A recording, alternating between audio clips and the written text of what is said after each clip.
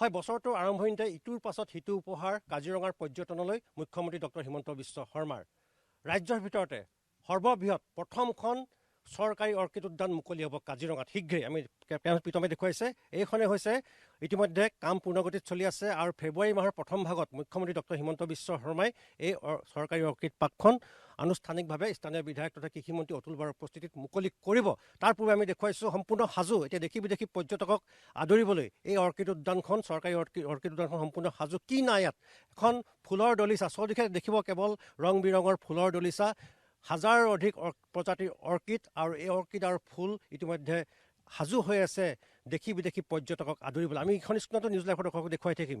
ইয়াত প্ৰায় হাজাৰৰ অধিক প্ৰজাতিৰ ইয়াত অৰ্কিড, যি দুৰ্লভ অৰ্কিডসমূহ ইয়াত ৰখা হৈছে আৰু দেশী বিদেশী পৰ্যটকে এই অৰ্কিডৰ মাজত নিজৰ সময় অতিবাহিত কৰিব পাৰিব। যিহেতু চাফাৰী কৰাৰ পিছত, পুৱাৰ ভাগত চাফাৰী কৰাৰ পিছত পৰ্যটকৰ সময় অতিবাহিত কৰিবলৈ ঠাই নাথাকে, গতিকে এই অৰ্কিড উদ্যানখনলৈ আহি দেশী বিদেশী পৰ্যটকে অৰ্কিডৰ বা ফুলৰ সুবাস ল'ব পাৰিব। প্ৰিতমে দেখুৱাই আছে, চৌদিশে কেৱল এক ফুলৰ দলিচা, অৰ্কিডৰ দলিচা দেখা পাব আৰু ইয়াত ইতিমধ্যে কাম পূৰ্ণগতিত চলি আছে। মই দেখুৱাইছোঁ ইয়াত আৰু লগতে স্থানীয় যিসকল যুৱক যুৱতী ইয়াত কৰ্মসংস্থাপন লাভ কৰিবলৈ সক্ষম হৈছে।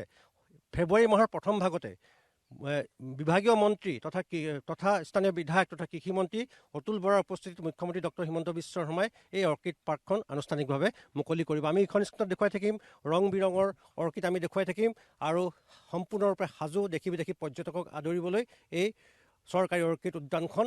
আৰু শীঘ্ৰেই ফেব্ৰুৱাৰী মাহৰ প্ৰথম ভাগতে হয়তো মুখ্যমন্ত্ৰী ডক্টৰ হিমন্ত বিশ্ব শৰ্মাই এই উপহাৰ হিচাপে কাজিৰঙাৰ পৰ্যটনলৈ আগবঢ়াই দিব এই চৰকাৰী অৰ্কিড উদ্যানখন।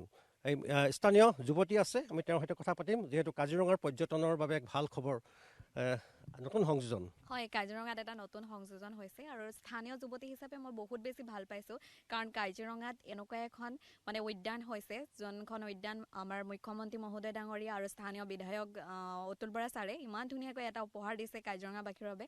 যিহেতু কাজিৰঙাবাসীৰ যোনটো বছৰ, নতুন বছৰতে হওক বা প্ৰত্যেকটো সময়তে নতুন দেশী বিদেশী পৰ্যটকে আগমন হয় আৰু তেওঁলোকে কি হয়, চাফাৰী কৰাৰ পাছত ঘূৰিবলৈ বা তেওঁলোকৰ দিনটো অতিবাহিত কৰিবৰ কাৰণে বিভিন্ন সময় নাথাকে বা ঠাই বিচাৰি নাপায় কেতিয়াবা কি হয়। কিন্তু আমাৰ যোনখন অৰ্কিড উদ্যান মুকলি হ'ব, সেই অৰ্কিড উদ্যানখনত আহিলে তেওঁলোকে গোটেই দিনটো ধুনীয়া ৰং বিৰঙৰ ফুলৰ মাজত গোটেই সময়খিনি অতিবাহিত কৰিব পাৰিব বুলি আশা ৰাখিছোঁ। আমাৰ যোনসকল ব্যক্তি ইয়াত ইমান ধুনীয়াকৈ পূৰ্ণগতিত কামবোৰ চলাই আছে, তেওঁলোকে ধুনীয়াকৈ আমাক এখন মুখ্যমন্ত্ৰী ডাঙৰীয়াৰ অৰ্কিড উপহাৰ দিব বুলি।